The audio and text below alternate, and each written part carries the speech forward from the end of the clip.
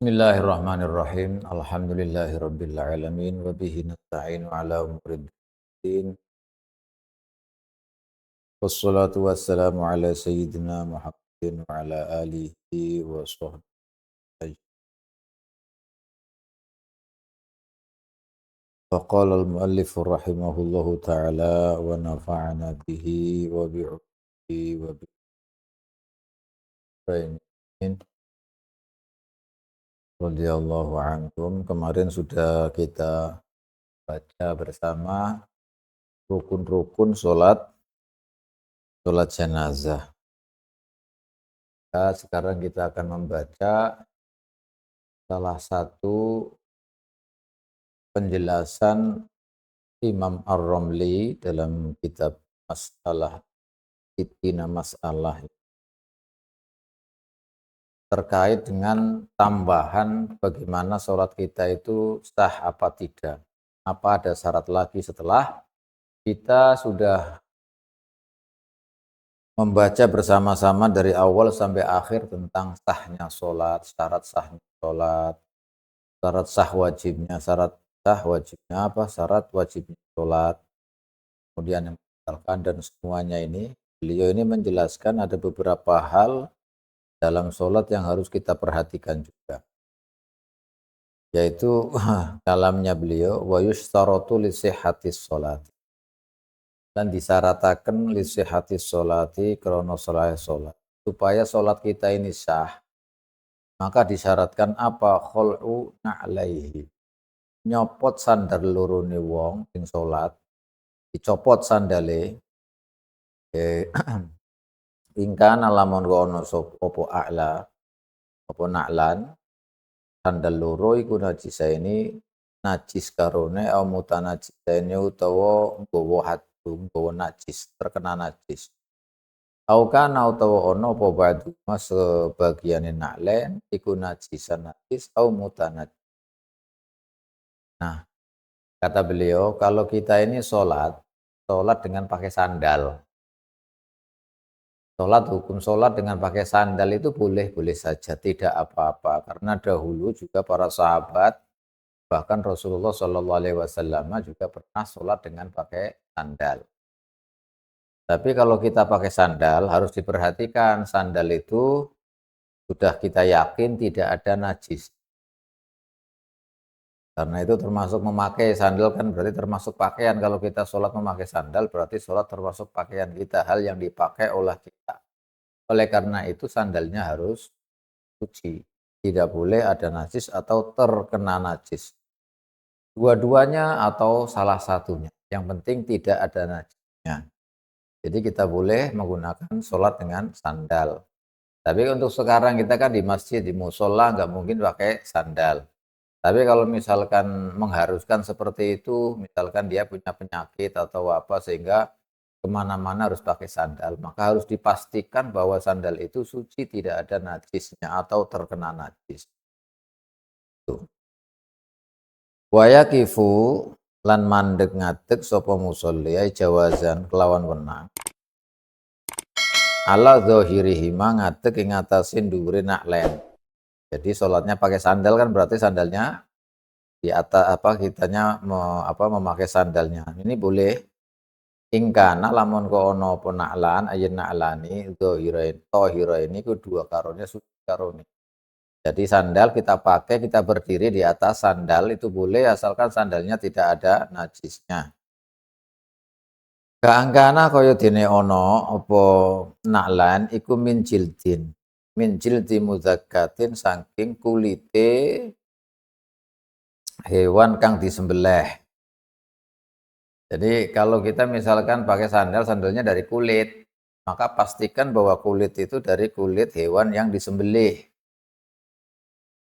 Walau kana senajan ono apa aswaluhuma ngisore naklen iku mutanajisan najis. Kama lau sholat kaya lamun ko sholat sapa wong ala bisatin ing atase lemek tahu kang iku tetep ing dalem sore lemek tikar lah ya atau sajadah najasatun utawi najis. Seperti ini. Jadi kalau sandalnya ternyata misalnya di bawahnya itu ada najisnya, seperti orang misalnya apa, memakai sandal kemudian sholat, ternyata di bawahnya itu, di bawah sandalnya, tapi sandal caranya kalau, ada najisnya di bawah telapaknya, dan najis itu nggak bertemuan dengan orang yang sholat atau sandalnya tidak ikut bergerak dengan pergerakan musolli misalnya, maka itu boleh meskipun di bawahnya ada najis. Yang penting najisnya tidak menyentuh pada orang yang sedang sholat. Jadi kalau misalkan sholat dengan sandal misalkan, dan sandalnya yang dipakai itu di bawahnya ada najisnya, di bawah ada najisnya. Maka kata beliau, itu tetap boleh. Tapi dengan syarat, ini penjelasannya, dengan syarat sandal yang dipakai itu tidak ikut bergerak sama orang yang sholat. Kalau ikut bergerak bergerak dengan orang yang sholat, maka itu termasuk orang yang membawa najis, maka tidak boleh. Begitu juga kalau misalnya kita sholat, kemudian di tempat sholat itu ada najis, kemudian kita gelari sajadah atau kita pakai apalah gitu di atasnya, kemudian kita sujud di atasnya, itu juga boleh, asalkan najis itu tidak menempel, ya, menempel kepada anggota badan kita atau pakaian kita. Itu tidak apa-apa, sah. Karena yang dimaksud kemarin dijelaskan bahwa najis itu kita kan harus suci hadas besar, hadas kecil, juga suci dari najis. Nah, yang dimaksud suci dari najis itu dari tempatnya ada badannya, pakaiannya, kemudian tempat. Nah, tempat ini adalah tempat 7 anggota yang harus ditempelkan ke tanah ketika sujud. Kalau berdiri berarti telapak kaki. Yang penting tempat kita sholat tidak mengenai najis. Nah, maka ini sama, kalau misalkan ada najis kemudian kita gelari di atasnya itu dengan sajadah. Misalnya najisnya itu kering misalnya ya, nggak nembus gitu, nggak ngeresap ke atas, nggak meresap ke atas. Jadi kita gelar sajadah atau tikar atau apa, nggak bisa tembus ke permukaan dan kita sujud di situ, misalnya sholat di situ, maka ini juga tidak apa-apa, boleh, sah sholatnya. Atau sandal itu kan tadi misalkan harus suci. Suci ya seperti apa? Kalau misalkan sandal dari kulit, maka kulit yang sudah kulit hewan yang disembelih secara syar'i. Misalnya kalau kulit yang tidak disembelih secara syar'i, maka kan itu najis, maitah, kecuali nanti disamak, ditibak gitu. Aw ala saririn ngatasi sarir, tikar ya. Qawaimuhu kang utawi kok tikar sarir itu ranjang ranjang. Qawaimu kang utawi pira-pira cagake sarir iku ala najisatin ing atase najis. Atau kita sholat di ranjang dan ranjang itu di bawahnya, jadi kakinya ranjang itu ada najisnya. Nah, kita sholat di atasnya, di atas ranjang itu, maka juga tidak apa-apa, boleh sah sholatnya. Amma akmalud doa lil majid, ini semuanya terkait tambahan daripada semua jenis sholat ya harus suci, maka tata caranya seperti itu, harus najis itu harus dihilangkan, harus tidak ada najisnya. Boleh ada najisnya dengan syarat tadi, misalkan pakai sandal atau di bawah tikernya atau di atas ranjang kita sholatnya, terus kaki-kakinya ranjang itu ada najisnya, maka nggak apa-apa, sah sholatnya. Yang penting najis itu tidak bertemu dengan atau tidak menempel dengan anggota badan kita atau pakaian kita. Sandal juga disyaratkan tadi kalau memang tidak gerakan, ada sandal yang kayak model sepatu atau apa gitu kan, sehingga ketika dipakai itu ya ikut bergerak-gerak. Lah kalau itu ada najisnya ya nggak boleh, berarti sama saja dengan memakai pakaian sepatu itu yang ada najis. Nih. Amma akmalul du'ai, anapun utawi sempurnane paling sempurnane doa lil mayyiti maring mayit, iku fa'an yakula mongko yen to ngucap sapa musolli sing nyolati mayit akibat takbirati salisati ing dalam sakwise takbir yang ketiga dari salat jenazah ngucap ngene, maca doa Allahumma ighfir li hayyina wa mayyitina wa syahidna wa syahidina wa ghaibina wa saghirina wa kabirina wa dzakarina wa unsana Allahumma man ahyaitana minna fa ahyihi 'alal Islam wa man tawaffaitana minna fa tawaffana 'alal iman. Nah, ini doa yang sempurna ketika kita sholat jenazah. Kan kemarin dijelaskan sholat jenazah itu 4 takbiran, rukun semuanya. Takbir yang pertama takbiratul ihram. Setelah takbiratul ihram kemudian membaca suratul Fatihah. Setelah suratul Fatihah terus membaca takbir lagi. Setelah takbir yang kedua, setelah takbir yang kedua apa? Membaca sholawat ala Nabi sallallahu alaihi wasallam. Setelah membaca sholawat takbir yang ketiga. Setelah takbir yang ketiga mendoakan mayit. Ini kan yang wajib-wajib itu. Doakan mayit. Nah, terus kemudian setelah salam yang keempat. Nah, salam yang keempat ini setelah salam boleh salam. Setelah takbir yang keempat ini terus boleh langsung salam, itu sah karena rukun-rukunnya sudah terpenuhi semua. Tetapi untuk sempurnanya setelah takbir yang ketiga, tadi disebutkan kemarin itu doanya itu didoakan Allahumma ighfir li hayyina wa mayyitina wa syahidina wa ghaibina wa saghirina wa kabirina wa dzakirina wa unsana Allahumma man ahyaytana fa tawaffana minal wa unsana Allahumma man ahyaitana minna fa ahyi 'alal Islam wa man tawaffaitana minna fa tawaffana 'alal iman. Ini doa yang paling sempurna setelah takbir yang ketiga, ada tambahannya. Tapi juga ada riwayat lagi ditambah lagi. Masalah Allah mau qasilu bima isal jika mayunaqasabul abyadu minat danas, itu juga ada. Doa macam-macam banyak. Kalau ditambah doanya lebih bagus karena maksudnya adalah mendoakan kita semuanya, selain mendoakan mayit juga mendoakan untuk kita semua yang ikut sholat dan juga semua umat Islam. Kalau artinya ya begini, Allahumma ya Allah ighfir li hayyina, ampunilah orang-orang yang hidup dari kita, orang yang meninggal dari kita, orang yang hadir dan orang yang tidak hadir, anak kecil, yang kecil, yang besar, laki, perempuan, semuanya. Allahumma man ahyaitana, ya Allah, orang yang engkau hidupkan dari kami ini, maka hidupkanlah mereka atas Islam. Dan orang yang engkau matikan, ya Allah, dari kami ini, maka matikanlah mereka alal iman. Ini doa tadi artinya. Tumma ingkana, tumuli lamun ko ono, sopoal mayit itu mayit. Sekarang mayitnya ada, ono iku balikon wong sing balik. Tadi secara mutlak. Nah sekarang kalau mayitnya sudah balik, maka gimana doanya? Zada mongko nambahi sapa musolli ala hadza. Ingat asik doa, doma nambahi donga iki.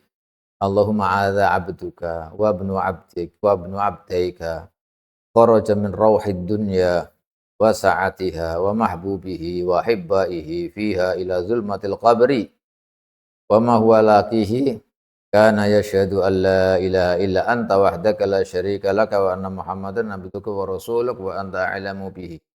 Allahumma innahu nazala bika wa anta khairu manzulin bihi. Ini semuanya doa dalam sholat jenazah. Tambahan ini, kalau memang laki yang sudah balik, sudah dewasa, maka ditambahi doa ini tadi. Wa asbaha faqirun ila rahmatika wa anta ghaniyun an azabihi wa qad ji'naka raghibin ilaika syufa'a lahu. Allahumma in kana muhsinan fazid bi ihsanihi wa in kana musian faghfir lahu wa tajawaz an sayyiatihi walaqihi bi rahmatika ridhah wa qihi fitnatal qabri wa adzabahu wafsah lahu fi qabrihi wa hafil ardu an jambihi walaqihi bi rahmatika al aman min adzabika hatta tab'atsahu aminan ila jannatika bi rahmatika ya arhamar rahim. Lumayan panjang tuh ya. Tapi tambahan, tapi intinya ya semuanya mendoakan mayit dan menyerahkan mayit itu kepada Allah Subhanahu wa taala di akhir hayatnya sebelum dikuburkan. Artinya itu ini panjang ya, artinya saya artikan biar nanti yang sholat ini tahu maksud dan artinya ketika mensolati mayit. Nih, Allahumma hadza abduka, ini mayit adalah hambamu ya Allah, wa ibnu abdika, dan anak kedua hambamu. Kharaja min rohid dunya, dia itu keluar dari rohid dunya, jadi min rohid dunya, jadi keenakan dunia, keenakan dunia, wa sa'atiha, dan keluasan keluasan dunia, dan wa mahbubihi, dan keluar dari orang-orang yang dicintainya. Dan beberapa orang yang dicintai di dunia ini, dia pergi keluar ila zulmatil qabri, maring gelapnya kubur. Wa ma huwa lakihi, dan apa yang dia temuin adalah orang ini, mayit ini, yasyhadu an la ilaha illa anta, telah menyaksikan tidak ada Tuhan selain engkau. Hanya engkau, la syarika lak, tidak ada yang menyekutukan. Wa anna Muhammadan abduka wa rasuluk, dan sesungguhnya Nabi Muhammad adalah hambamu dan utusanmu. Wa anta a'lamu bihi, dan engkau maha tahu. Allahumma innahu nazala bika, ini mayit ini ya Allah akan bertempat, akan kembali kepada, telah kembali kepadamu, akan bertempat di tempatmu ya Allah, dan engkau adalah khairu manzul, zat yang paling bagus ditempati. Wa asbaha fakiran, sekarang ini mayit fakir, ila rahmatika, membutuhkan rahmatmu. Wa anta ghaniyun an azabi, dan engkau maha kaya dari menyiksa mayit ini. Wa qad baji'naka raghibin, dan kami datang kepadamu ya Allah, raghibina ilaika, senang, cinta kepadamu, syufa'a, agar bisa memberikan pertolongan syafaat kepadamu untuk mayit ini. Allahumma in kana muhsinan fazid fi ihsanih. Ya Allah, mayit ini jika orang termasuk orang yang muhsin, orang yang baik, maka banyak tambahkanlah dalam kebaikannya. Wa in kana musian, dan kalau misalkan mayit ini adalah termasuk orang yang musi, orang yang jelek, buruk, faghfir lahu, maka ampunilah dia. Wa tajawaz an sayyiatihi, dan ampunilah dari segala keburukan-keburukannya.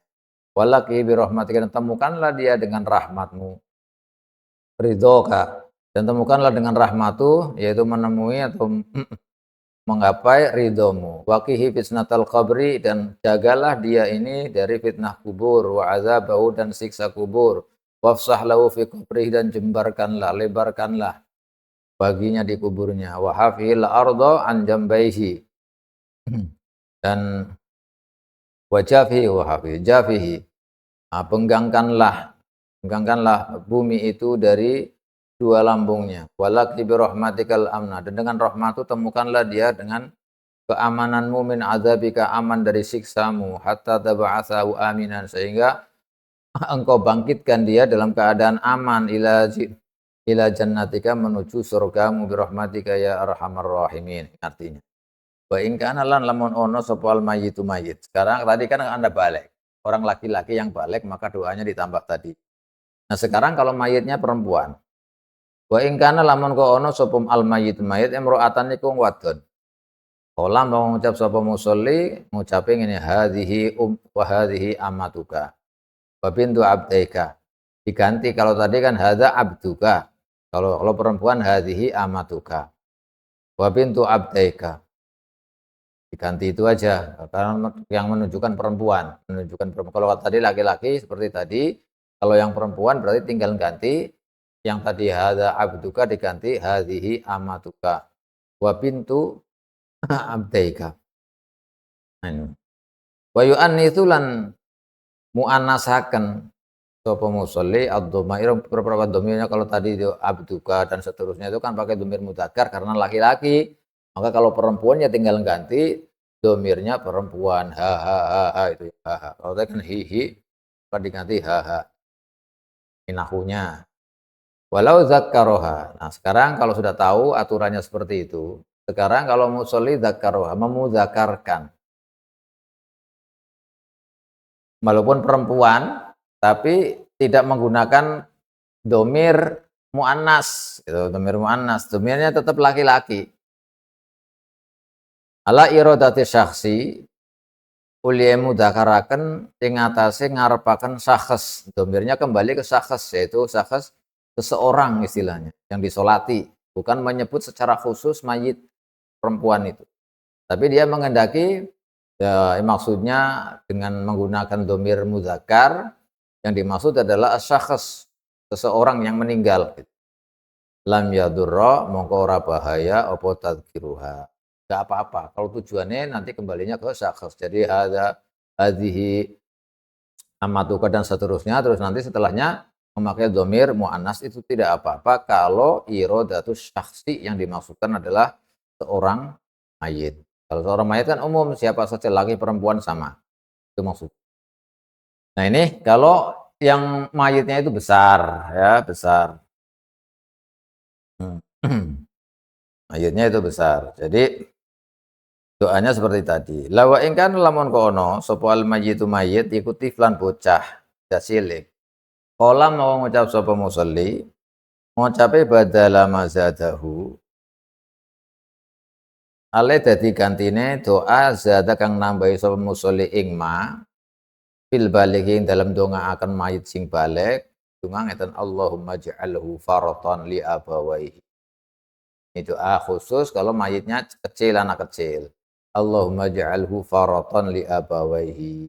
Faraton itu simpenan ya, simpenan bagi kedua orang tuanya. Wasalafan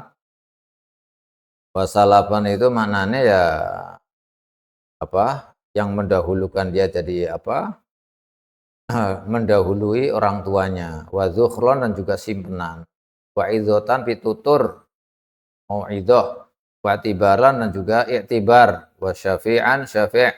Artinya kita mendoakan anak kecil itu, jadi kita sampaikan kepada Allah, ij'alhu faratan li abai. Bagi orang tuanya ini adalah sebuah simpanan amal yang nantinya akan membantu orang tuanya di yaumil qiyamah.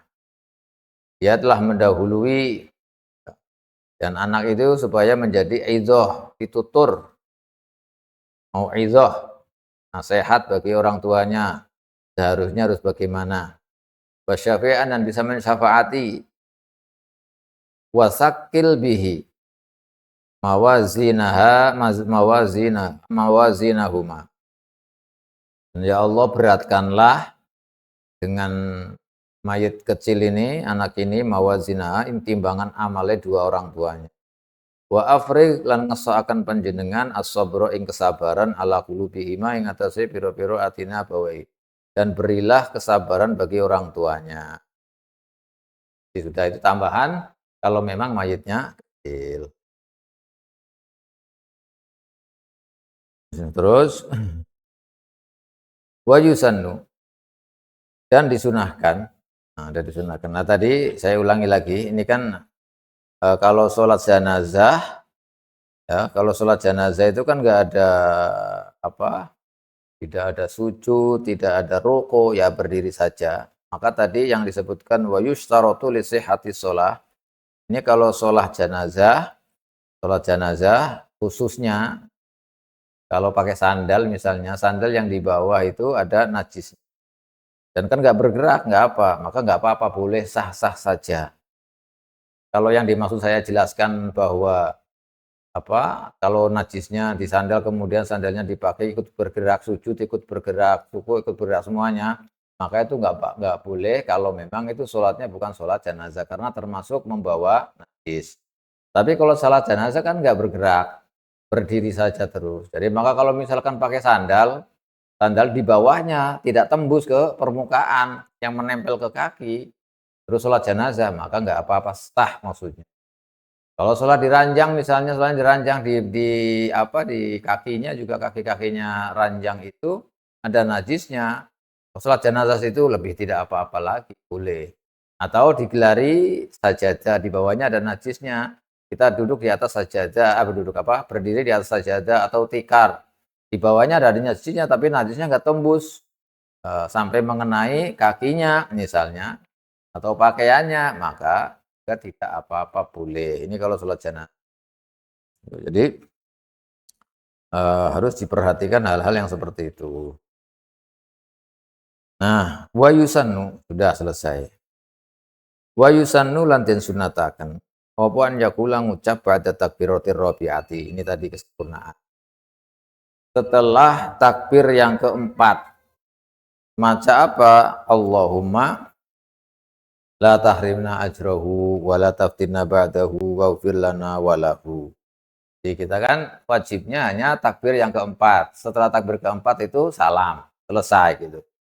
Tapi kita disunahkan setelah takbir keempat itu membaca doa tambahan, yaitu Allahumma la tahrimna ajrahu wa la taftinna ba'dahu waghfir lana wa lahu. Itu kalau mayitnya laki.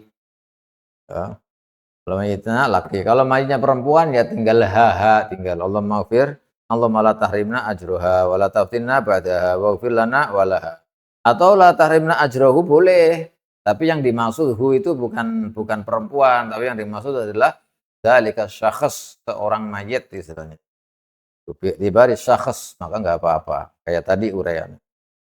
Nah, ini sudah selesai masalah sholat, baik sholat fardubah atau sholat jenazah sudah selesai, dan kita akan memasuki pada bab zakat. Zakat ini penting karena sebentar lagi ini zakat fitrah. Zakat itu ada dua, zakat mal dengan zakat fitrah, dan ini harus paham karena zakat itu penting sekali. Kalau nggak paham atau kita memiliki zakat yang harus dizakati dan tidak dikeluarkan zakatnya, dan kemudian kita makan dari barang itu, harta itu, maka kita makan bukan hanya milik kita, tapi juga makan barang orang yang berhak menerima zakat. Ya ini bahaya, makanya harus tahu tentang masalah zakat ini. Dan ini wajib diketahui. Karena kan kalau misalkan zakat tarawih, zakat fitrah itu kan kita semuanya akan mengeluarkan zakat fitrah sebentar lagi ini. Maka harus paham tentang masalah zakat. Was zakatu tawi zakat. Wajibatun itu wajib hukumnya. Wajib zakat fi ma wajabat fihi ing dalam perkara wajabat kang wajib apa zakat fi ing dalam. Jadi ini zakat mal duluan. Zakat mal itu wajib yaitu bagi harta-harta yang wajib dizakati. Harta yang diwajib dizakati itu berapa? Dalam mazhab kita itu ada 6. Lah ini perinciannya. Wa huwa utawi ma. Jadi harta yang wajib dizakati minal hayawani, saking hayawan, al-ibilu itu onta. Yang wajib dizakati onta dari hayawan, dari hewan. Wal baqar sapi. Terus jamus, apa itu kerbau, itu menurut ulama kita disamakan dengan bakar. Jamus disamakan dengan bakar. Malah kalau di Arab itu jamus itu jarang sekali, nggak ada bahkan. Kenapa? Karena jamus itu, kerbau itu kan hidupnya harus banyak air. Kalau di Arab itu jarang air, makanya jarang sekali kerbau ada di Arab. Adanya ya bakar sapi. Tapi ulama kita menyamakan bahwa kerbau itu disamakan dengan sapi. Kenapa? Karena fungsinya hampir sama, bisa buat meluku, untuk diroah itu kan difungsikan sama, dan besarnya juga hampir sama. Ya sama besarnya kayak sama sapi itu. Tapi nas hadis itu adalah al-baqar. Wal ghanam kambing. Nah, jadi yang dari hewan itu yang wajib dizakati adalah al-ibil wal baqar. Bahkan ini nas ada, kalau jawamis itu termasuk dikiaskan. Ini Imam Romli menjelaskan yang namanya bakor, bil bakor wal jawamis, jamus yaitu kerbau masuk di dalamnya, dikiaskan maksudnya. Masuk semuanya itu. dikiaskan. Kalau dari hewan, berarti hewan ada jenis 3, yaitu ibil, onta, kemudian bakor, sapi, wal ghanam, dan kambing. Kambing kan ada 2, ada kambing al-ma'az, ya, al-ma'az juga ada kambing al-kabes. Itu ada, kalau di kita itu kan ada kambing Jawa ya. Terus ada kambing apa itu? Kambing Jawa itu kambing yang dikasih makan. Kalau yang kambing kibas, nah kibas itu yang digembala itu ada itu. Pokoknya jenis daripada ghanam, dari jenis kambing, apapun jenisnya. Ini yang harus dizakati. Wa minas simari, dan wajib zakat dari buah-buahan iku ar-rutabu, kurma teles, rutab ya. Kurma teles itu kurma muda, kurma yang belum matang banget itu, kurma muda. Wal inabu, tahu kurma, yang penting kurma itu. Karena jenisnya ar-rutab itu, karena ya kalau rutab itu istilahnya bisa, kalau sudah jadi rutab itu kalau kering jadinya ya kurma gitu loh. Kalau kering jadinya kurma. Apalagi yang matang kalau dikeringkan juga nanti jadinya kurma. Jadi yang penting batasnya. Kalau sebelum rotab itu kan belum belum belum nyata buahnya gitu. Kalau belum rotab gitu misalnya masih buser.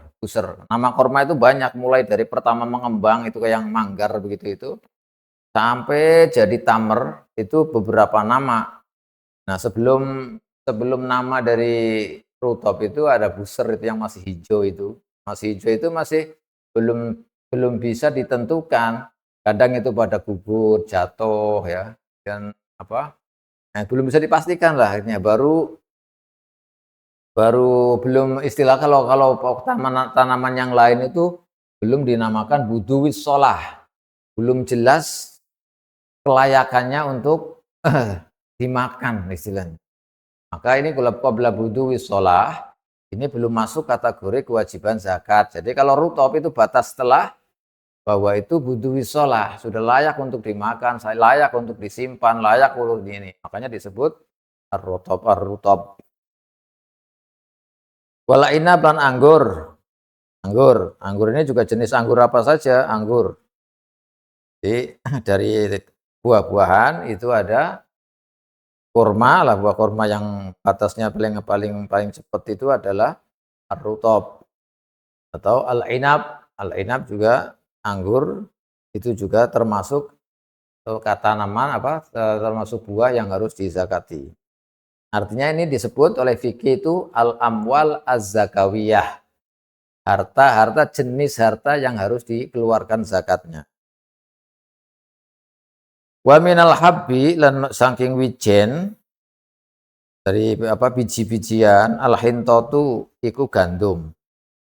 Jadi barang yang harus dizakati kalau dari biji-bijian adalah hintoh, gandum.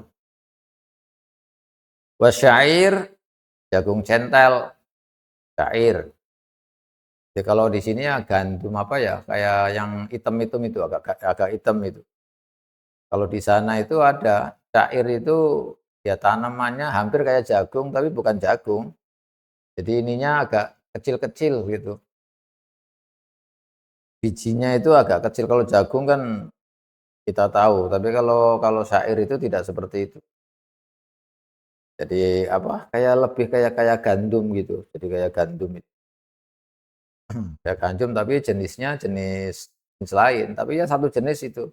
Nah, satu macam tanaman yang biasanya itu digiling gitu ya, syair. Atau dimasak apa adanya juga bisa. Makanan pokok. Wal full itu Jadi full itu kacang gitu loh. Kalau full itu kacang. Tapi yang dimaksud full itu karena kacang yang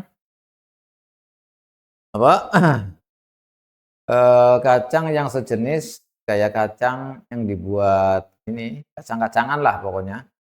Kayak kacang hijau, terus kacang hijau itu namanya full Sudani kalau sekarang ini. Ya sejenis itu. Kacang-kacangan itu kan bisa dibuat makanan pokok itu. juga bisa itu marfu'ul. Wal aruz, beras, beras juga masuk dalam kategori ini. Wasairul muqtati dan sekerine piro-piro makanan pokok ikhtiaron ing dalam waktu ikhtiar. Artinya tidak dalam keadaan darurat semua dan macam-macam makanan pokok yang dimakan ketika dalam keadaan bukan darurat. Artinya kalau bukan darurat ya tetap makan biasa. Kalau darurat kan mau tidak mau itu gitu loh.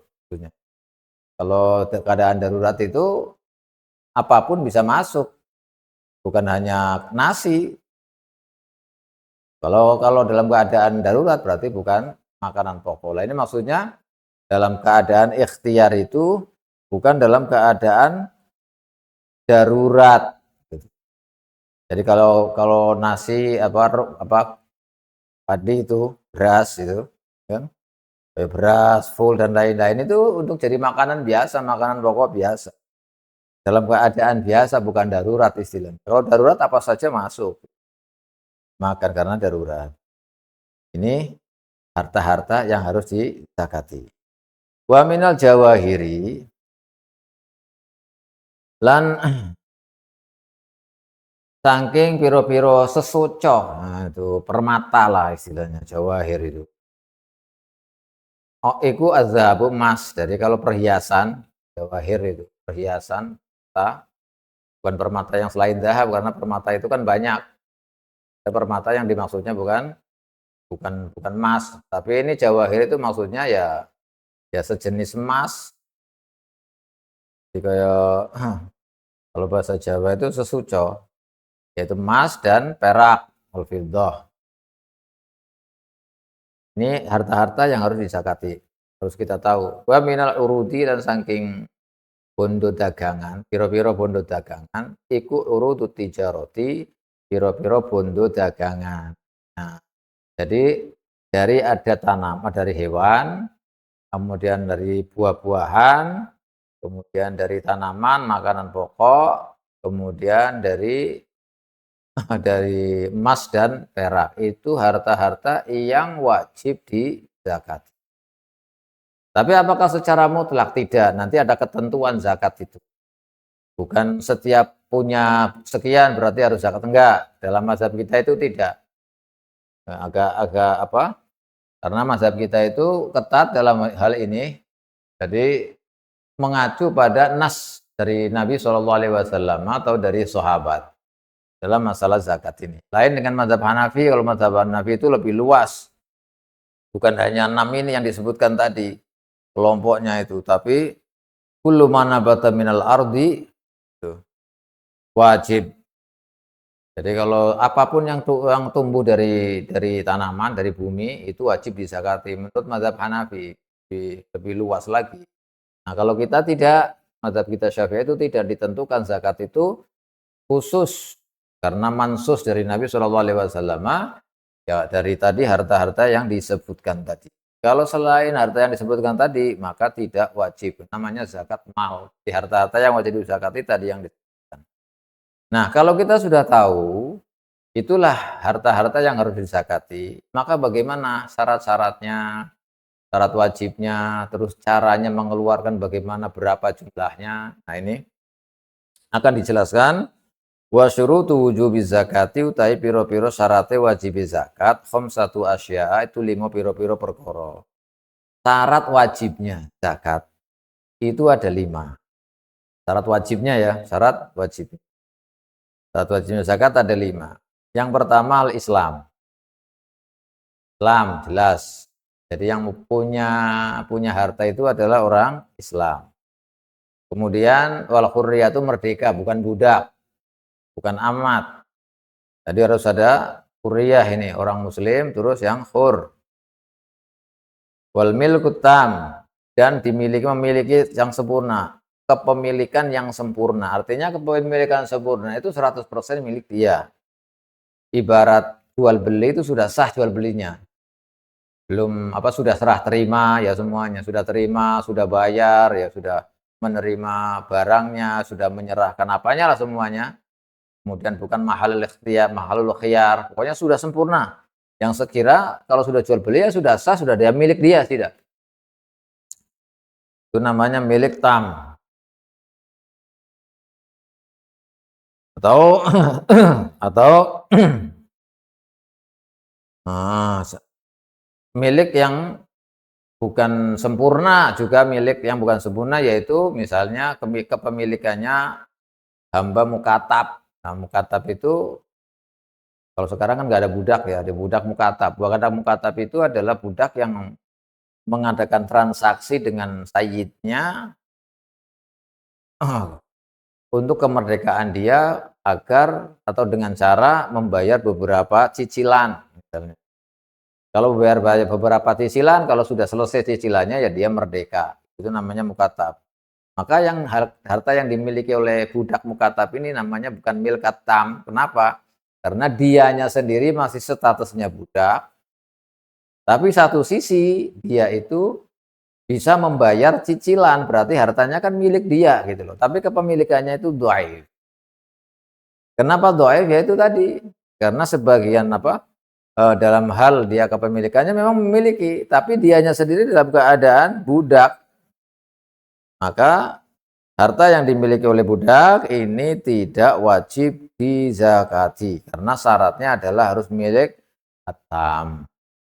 Contohnya wan nisab dan satu nisab. Dan nanti ukurannya satu nisab itu berapa? Yang penting harus satu nisab. Kalau nggak satu nisab maka tidak wajib. Jadi syaratnya zakat harus mencapai satu nisab. Berapa satu nisab? Nanti insya Allah akan dijelaskan seterusnya. Jadi syaratnya yang penting, syarat wajibnya zakat itu ada 5. Yang pertama Islam, kemudian hurriyah, merdeka, kemudian yang ketiga adalah milkut tam, kemudian yang keempat nisab, yang kelima wal haulu, mencapai 1 tahun. Kepemilikannya itu barang yang dimiliki dari harta-harta tadi itu mencapai sudah 1 tahun. Jadi misalnya haul ini maksudnya sekarang ini kita punya harta itu tadi. Ya, punya harta itu tadi yang kita miliki itu. Nah, sudah mencapai 1 tahun. Nah, dulu saya punya onta, misalkan 5 onta dulu. Dari bulan apa? Sekarang bulan apa? Ramadan. Ramadan tanggal 18. Ramadan tanggal 18 kemarin kita punya 5 onta misalnya. Maka sekarang ini saya harus mengeluarkan zakatnya karena sudah mencapai 1 tahun. Gitu juga. Tapi syarat 1 tahun itu bukan semuanya. Nanti ada pengecualian. Ada yang tidak disyaratkan 1 tahun. Ada. Illa fil ma'dan. Nah ini. Fil ma'dan. In dalam zakate pertambangan. Ma'den. Tambangan emas, perak. Ada tambang emas, tambang perak. Warikasi bentuk pendeman. Pendemannya orang jahiliyah dahulu. Nih, kalau harta emas ya, tapi emasnya itu terdiri dari tambang emas. Maka nggak disyaratkan ada 1 haul. Atau rikaz itu barang temuan pendeman yang di bumi itu, di tanah itu. Maka juga tidak disyaratkan haul. Tidak disyaratkan harus mencapai 1 tahun. Wasaumu dan diangon fil ibili dalam unta wal bakori dan bakor wal ghanam. Diangon artinya tidak dikasih makan. Nah, tidak dikasih makan. Jadi kalau misalnya kita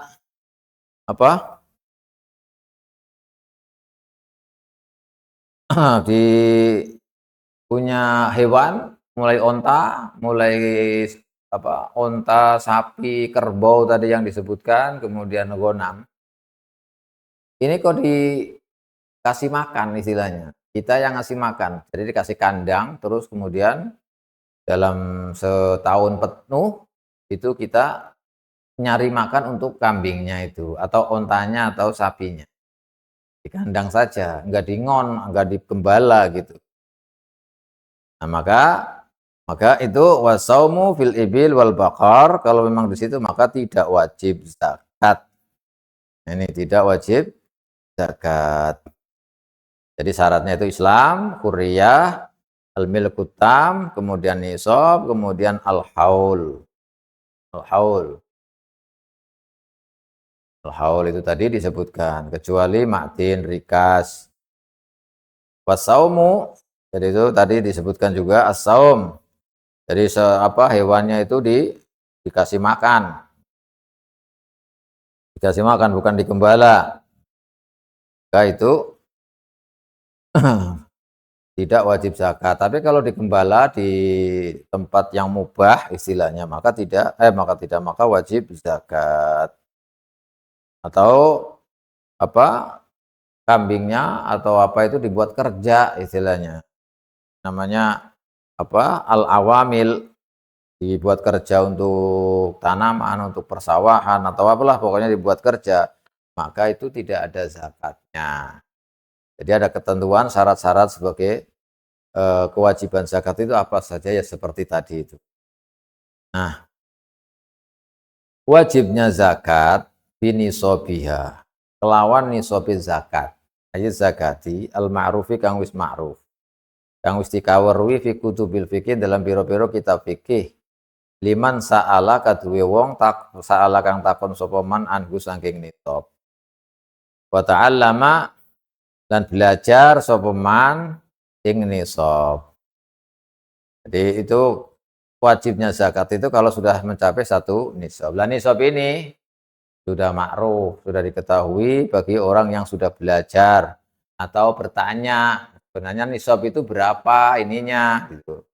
Maka untuk itu dijelaskan oleh syarahul kitab, syarahnya kitab ini menjelaskan bahwa wa awwaluhu tawi kawitane nisab itu fil ibili dalam onta khomsun itu 5. Nisabnya 5. Jadi kalau punya hewan berupa onta 5 ekor. Dan 5 ekor itu tidak digembala. No, digembala maksudnya nggak dikasih apa? Nggak dikasih makan, maksudnya digembala. Namanya, maka itu wajib zakat. Kayak tadi uraiannya tadi.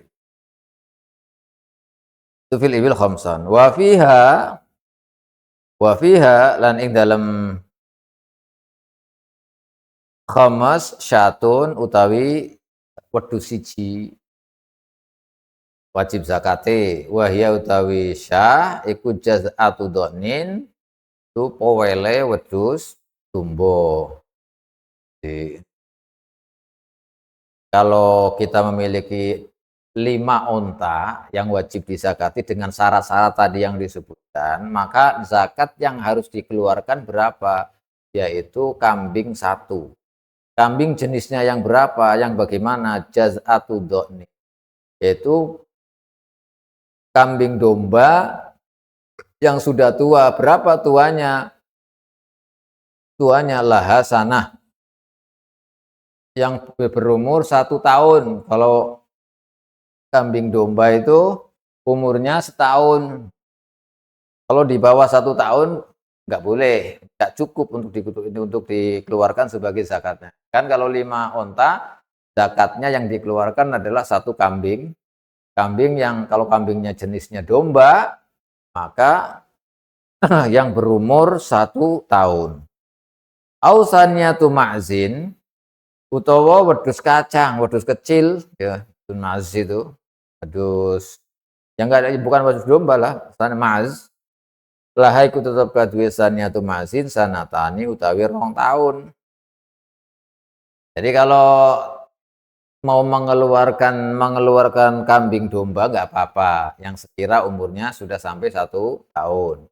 Atau mengeluarkan kambing 1 tapi dari jenis ma'az, wedhus kacang misalnya, wedhus yang kecil itu, maka ya nggak apa-apa boleh. Tapi yang ukurannya atau yang umurnya juga tua, yaitu minimal umurnya berapa? 2 tahun. Jadi boleh mengeluarkan kambing dari jenis domba yang berumur 1 tahun atau kambing kacang ya, kambing kecil itu boleh juga. Kalau di Arab sana itu kalau ma'az itu ya yang ininya gurih sekali itu, apa namanya, dagingnya. Kambingnya itu kecil kecil, kambingnya itu kecil. Tapi kalau yang sudah umur berapa tadi, 2 tahun. Tapi kalau domba cukup yang 1 tahun. Ini kalau 5 unta.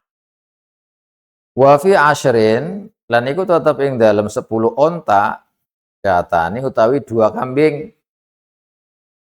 Kalau 10 keluarkan 2 kambing tadi, do'an atau saniyaten atau saniyatu ma'az. Wa khamsin wa khamsata asyara wa khamsa asyarata dan lan iku tetep ing dalem 15 unta salasun utawi telu. Kalau 13 berarti telu, 3 ya. 5 zakatnya 1, 10 zakatnya 2, 15 zakatnya 3. 3 kambing maksudnya. Wa isyrina lan iku ing dalem 20 arbaun utawi 4 kambing. Do'an au ma'az. Wa khamsin wa isyrina lan iku ing dalem 25 pintu makhadin utawi pintu makhad. Nah, pintu makhad mulai agak namanya, dari jenis sapi, dari jenis onta karena sudah banyak ini. 25, bukan kambing lagi yang dikeluarkan, tapi pintu makhad. Pintu makhad itu yang kira-kira umur setahun dari pintul makhad. Anak yang melahirkan anak onta, kemudian induknya itu lagi ngandung lagi. Nah, anaknya itu boleh dijadikan zakatnya kalau onta yang dimiliki adalah 25, mengeluarkan bintu makhad. Wasittin wasalasina, ini mulai bertingkat lagi. Ing dalam 6 wasalasinan 30 apane bintu labun atau bintu labun. Jadi ini nama-nama onta dalam umur-umuran tertentu. Kalau bintu makhad itu kan ya sekitar umur 1 tahun lah. Kalau 1 tahun itu kalau onta itu nanti bisa hamil lagi, bisa ngandung lagi. Ini kalau bintu labun itu sudah anaknya, kemudian induknya itu sudah hamil, dan setelah hamil itu bintu labun itu sudah masanya melahirkan lagi dan menyusui. Itu namanya bintu labun. Jadi berapa? Berarti setahun lebih. Jadi anak yang pertama kemudian ngandung lagi, kemudian lahiran anak yang kedua, ya, melahirkan anak yang kedua dan dalam keadaan menyusui. Nah, itu berarti anak yang pertama itu namanya bintu labun. Ini kalau 36 onta. Zakatnya yang dikeluarkan adalah bintu labun ya. Wasittin wa arba'ina lan niku ing dalem 6 wa arba'ina 46 ekotun tawi untodoro. Untodoro itu onta yang sudah perawan lah istilahnya, sudah masanya dinikahkan, dikawinkan istilahnya. Namanya untodoro sudah kalau dibuat ditunggangi juga bisa. Ini pokoknya sudah mulai, kalau orang ya sudah dewasa lah istilahnya, sudah bisa dikawinkan. Namanya muhiqqah. Wa ihda wasittina lan iku ing dalem 1 wasittina lan 61 jazaatun. Jadi untuk poel, onta yang sudah tua, jaz'ah. Jadi jaz'ah itu onta yang sudah tua yaitu yang gigi depannya itu sudah mulai rontok. Itu namanya jaz'ah. Jadi sudah tua gitu. Wasitin wasaba'ina, dan iku tetap yang dalam piro 6 wasaba'in 70 binta labunin, 2 bintu labun yang tadi sudah dijelaskan. 2 bintu labun. Wa ihda wa tis'ina, lan iku yang dalam siji wa tis'ina 91 yang wajib dikeluarkan zakatnya ikotane utawi onta loro yaitu onta perawan lah istilahnya, onta perawan loro. 2 onta hikko. Wa mi'ah wa ihda wa isrina, dan iku ing dalem 100 wa ihda wa isrina selikur salah subanati labun utawi 3 bintu labun. Tumma fiku, setelah itu tumma fi kulli arba'ina, setelah sampai fase 121 itu kan tadi salasa bintu labun, salasa banati labun. Maka setelah itu wa fi kulli summa fi kulli arba'ina nuli iku tetap di dalam saben-saben 40 bintu labun atau bintu labun. Kalau sudah tadi tahapannya sudah, kemudian sampai pada 121, setelah sudah itu nanti setiap 40 onta itu zakatnya yang dikeluarkan harus 1 labun. Wa kulli khamsina hiqqah, dan setiap 50 hiqqatun unta hiqqah, unta darah. Wa bintul makhot lan bintul makhot. Nah, bintul makhot ikulah wa bintul makhot, dan bintul makhot lah kang iku tetap kedua bintul makhot sanatun utai umur setahun. Ya, bintul makhot tadi yang dijelaskan. Wa bintul labun te bintul labun itu sanatani umurnya pira 2 tahun, 2 tahun. Wal hiqqatu utawi hiqqah salasun iku 3 tahun umurnya. Wal jad'atu utawi jad'ah unta poel itu arbaun umure 4 tahun, 4 tahun. Ini penjelasan tentang zakat onta. Nah, kalau zakatnya bakor gimana? Bakor atau apa? Jamus tadi, kerbau. Nih. Wa awwaluhu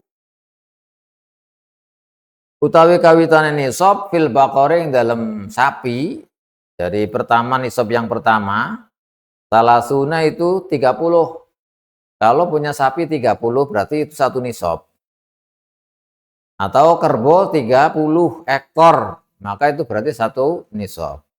Nah, kalau punya 30 berapa zakat yang harus dikeluarkan? Wa fi halan iku tetep ing dalam salasun tabiun ta pedet anak sapi, pedet anak sapi. Lahu kang iku kedue tabi sanatun utawi umur setahun. Jadi anak sapi yang sudah berumur 1 tahun. Tumma fi kulli salasina tumuli iku tetep ing dalam saben-saben 30 tabiun utawi pedet. Nah, kalau sudah 30 terus kok sampai berapa? 20, 60, 90 dan seterusnya, maka setiap 30 mengeluarkan tabe pedet anak-anak sapi yang berumur 1 tahun. Wa kulli arba'in lan iku tetep ing dalam saben-saben 40 musinnatun utawi musinnah. Musinnah itu ya sapi musinnah ini. Musinnah. Lah kang iku tetep kedue musinnah sanatani utawi sanatan 2 tahun. Sing umure 2 tahun. Kalau tabe tadi umurnya 1 tahun, kalau musinnah itu umurnya 2 tahun. Ini kalau sapi, tinggal dikiaskan lagi, tinggal disamakan yang lain. Wa awwaluhu utawi kawitane nisab fil ghanami wedhus, sing dalam wedhus iku arba'una. Kalau kambing itu nisabnya adalah 40. Nisabnya 40. Jadi ini tadi disebut masalah nisab-nisab itu kategori atau batas harta yang harus dikeluarkan jika mencapai 1 nisab. Nisabnya apa? Nisabnya onta tadi ada 5 dan seterusnya penjelasannya. Kemudian onta apa? Bakar, sapi, kerbau itu tadi. Nah, kemudian Ghanam sekarang, kambing. Arbauna itu 40. 40. Kalau 40 ekor berarti harus dikeluarkan zakatnya. Berapa zakatnya? Wa fi halan ikut tetap yang dalam arba'in syatun kambing satu. Setiap 40 kambing dikeluarkan zakatnya satu.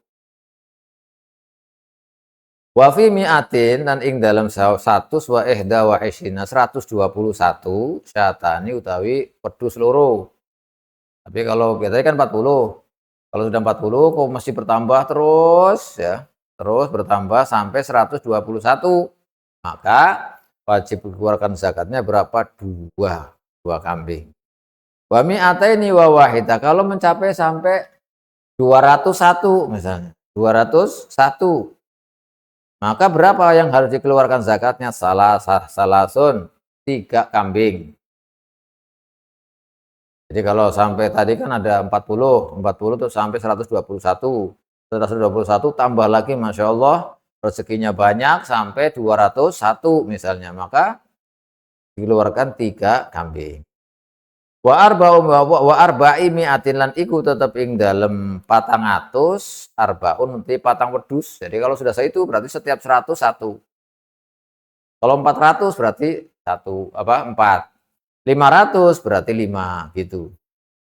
Oh ini masih ada terusannya. Summa fi kulli mi'atin tumuli iku tetep ing dalam saben-saben 100 nanti kambing siji.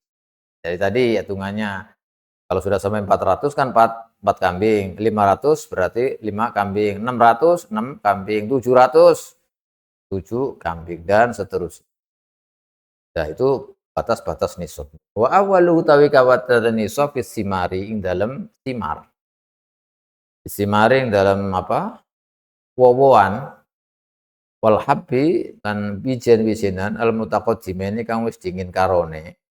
Satu ausukin itu 5 piro-piro wasak.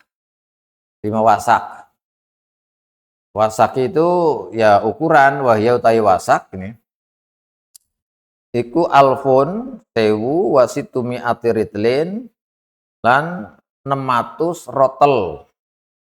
Baghdadian kang bangsa Baghdad. Ini Baghdadian kang bangsa Baghdad. Jadi satu wasak apa kalau tanaman dan biji-bijian, buah-buahan tadi, buah-buahan simar kan ada ar-rutab dan al-inab. Kemudian al-hab itu seperti tadi asyair, kemudian ada arus apa namanya? Padi ya. Beras, padi itu. Itu nisabnya adalah 1.600 rotel Baghdadi. Ini untuk ukuran. Ya kalau itu sekarang sudah banyak rumusan-rumusan yang berada di tengah-tengah kita. Banyak kitab-kitab atau referensi yang telah mengukur berapa sih sebenarnya satu wasak itu. Ukurannya. Itu ada. Setelah dihitung berapa. Terus diterus lagi warotul Baghdad. Utawi rotel Baghdad iku mi'atun.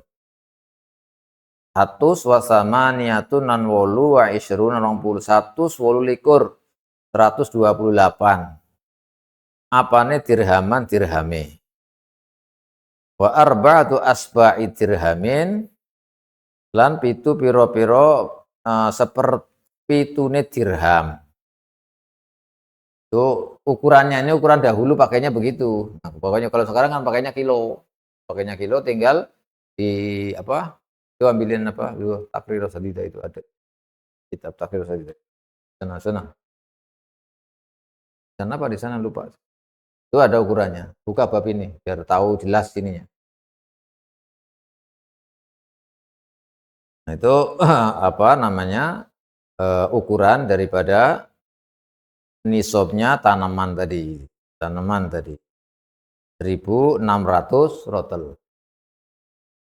Bab zakat itu. Biar tahu perinciannya. Nah, dirhaman.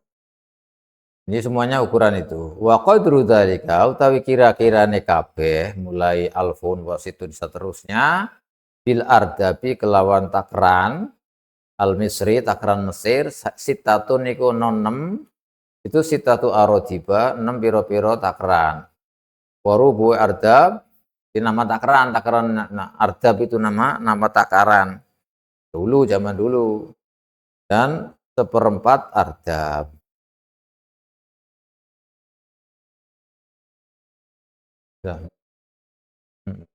Nah, ini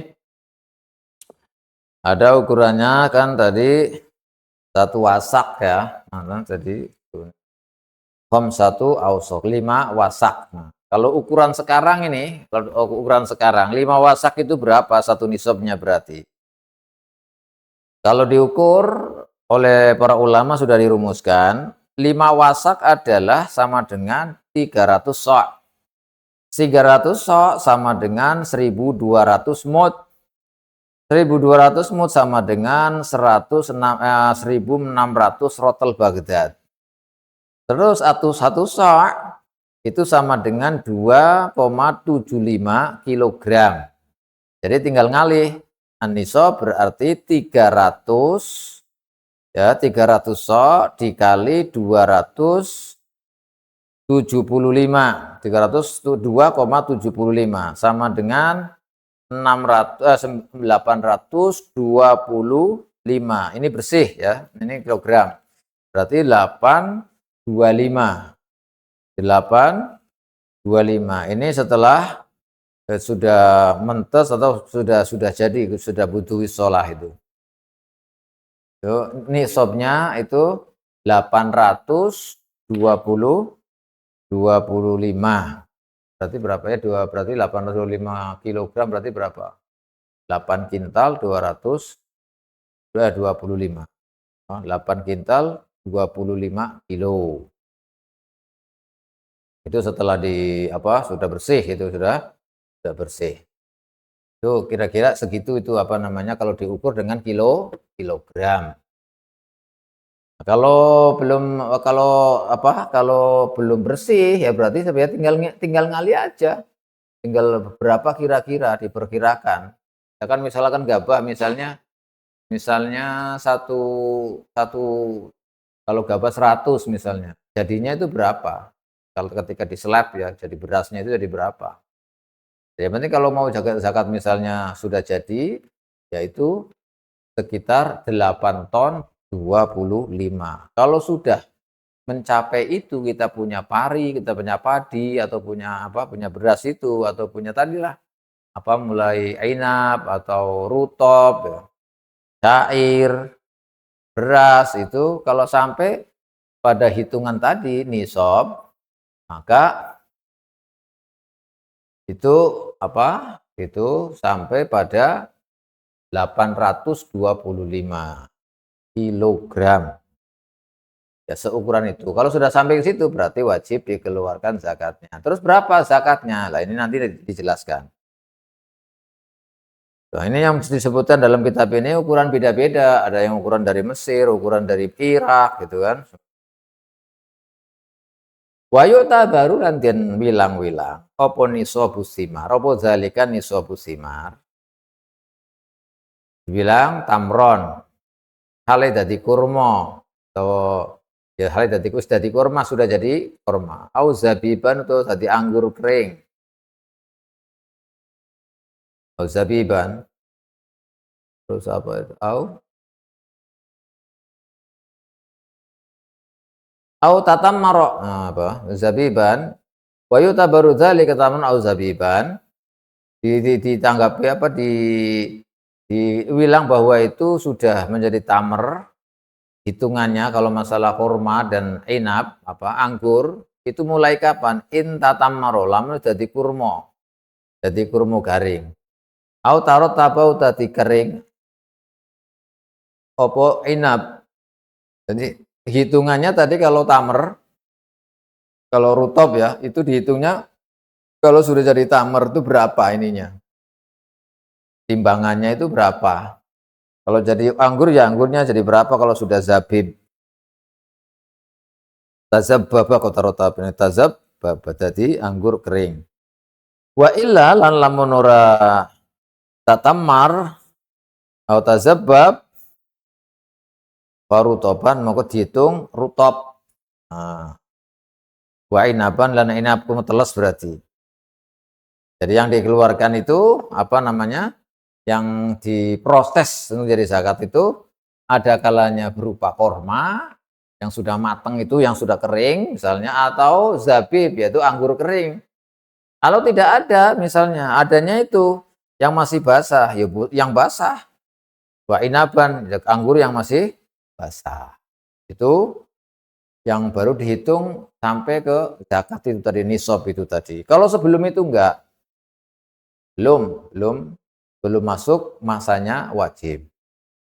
Hitungannya maksudnya, hitungannya belum dihitung karena disyaratkan itu untuk tumbuh-tumbuh thimar, kemudian hubub itu adalah ba'da buduwis shalah. Setelah kelihatan banget layaknya, nggak rontok lagi atau disimpan bisa atau apa bisa dikeringkan juga bisa, itu namanya buduwis shalah. Maka kalau belum begitu, kayak tadi saya jelaskan, rutop itu adalah tahapan yang sudah bisa dimakan, sudah jelas bisa dimanfaatkan gitu. Kalau sebelum rutop itu belum, kayak buser atau apa itu belum. Nah, jadi belum dihitung bagaimana ngitung nisabnya itu. Jadi menghitung nisabnya itu kalau sudah berupa tamer atau berupa zabib. Zabib itu anggur kering, baru dihitung. Kalau tidak sampai kering misalkan ya yang penting sudah rutop, ya. Atau inap bisa. Wa madzukhira, wa mau tahi perkara-perkara udzukhira kang disimpen. Jadi nerimo disimpen, yang bisa disimpan, makanan pokok yang bisa disimpan di kisrihi dalam kulitema kal arus. Ini kan beras. Beras itu kan tanaman atau biji-bijian yang bisa disimpan dengan sama kulitnya. Nah, wal alas, jagung. Jagung juga kan bisa disimpan sama kulitnya juga. Maka bagaimana? Nah, kalau masih ada kulitnya, fa'asyratu ausukin. Nah ini, fa'asyratu ausukin dijelaskan lagi. Maka menurut Imam Romli adalah 10 wasak. Kalau tadi bersih berapa? 5 wasak. Tapi kalau madzukhira masih padi, ya sudah ini, maka itu hitungan nisabnya adalah 10 wasak. Kalau tadi 800 berapa? 825. Kalau itu 5 wasak, berarti kalau 10 ya tinggal ngalikan berapa? 2. Ngalikan 2 berarti berapa? 1 ton 650 sekitar itu. Ini menurut versi Imam Romli. Jadi ini ketentuan nisab. Tapi nanti ada perincian lagi, tanaman itu apa disirami dengan air hujan yang tidak pakai biaya atau pakai biaya, itu ada perincian lagi. Tapi yang jelas, ini kita mengetahui tentang batas-batas nisab yang harus dizakati. Kalau belum sampai nisab kan nggak wajib. Nah, nisabnya itu seperti ini, urut cara menghitungnya. Tumma insukiyala, ini baru saya singgung. Tumma insukiya tumuli lamun disirami. Opo zalika madzukhir. Jadi tanaman-tanaman yang bisa disimpan, bisa ditimbun dengan kulitnya, ya. Tsumma insukiya zalika binadhin kelawan eboran. Au daulabin, atau daulab itu puteran. Jadi biasanya kalau dulu ya, zaman dulu itu kan kayak kincir angin, tapi yang menghubungkan, yang memutarkan itu adalah hewan, muter gitu, yang untuk untuk mengeluarkan air, itu memindahkan air dari mana ke, misalkan dari sumur ke tanaman. Nah, itu namanya dawalab. Au daliyatin. Oh, daliyah itu kilenan dari daliyah itu kayak apa sih maksudnya? Jadi kalen, saluran air kecil, nah, itu daliyah. Au nauratin, naura itu air terjun misalnya, air sing mengalir dari atas. Au bimain, atau air dengan air istaro kang tuku sopo maliku zakat, malikul mal ingma au wuhibau den wai sopo malik wong sing duwe bondo lahu wuhiba lahu apa den wehaken apa mak lahu maring Malik. Au ghasabahu to gosop sapa Malik ing mak. Wajaba fihi nisful usyri. Wajaba mongko wajib fihi ing dalem dalik apa nisful usyri. Sing dikeluarkan separohnya seperpuluh. Berarti ya seberapa? Sepuluh berarti seperdua-puluh ya. Separoh seperpuluh. Nisful usyur. Nisful usyur in syariba lamun resep min nahwi konatin saking sepadane kalenan atau galengan atau itulah au matorin utawa apa matorin udan wajaba mongko wajib fihi ing dalem dalik apa al usyru apa usyru 1/10. Ini udah berapa? Udah lama? Oh, udah lama ya sudah nanti ini sudah ini kok. Nanti zakatnya zahab. Nanti tanaman itu kalau tadi sudah nisabnya sudah tahu, maka nisab yang harus dikeluarkan itu berapa? Ya kita harus lihat disirami pakai secara biaya atau enggak biaya. Kalau disirami pakai biaya, globalnya. Pokoknya ini sampai panen itu biayanya berapa? Dipakai biaya lah istilahnya. Maka kalau pakai biaya, zakatnya itu nisful usyur. Separohnya 1/10. Berarti berapa? Per 5 ya? Berarti 5/5.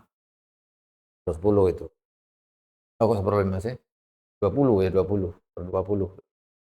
Jadi pokoknya dibagi 10, dibagi 2 gitu aja. Gampangnya itu. Bagi 10, terus bagi 2 itu. Namanya nisful usyur.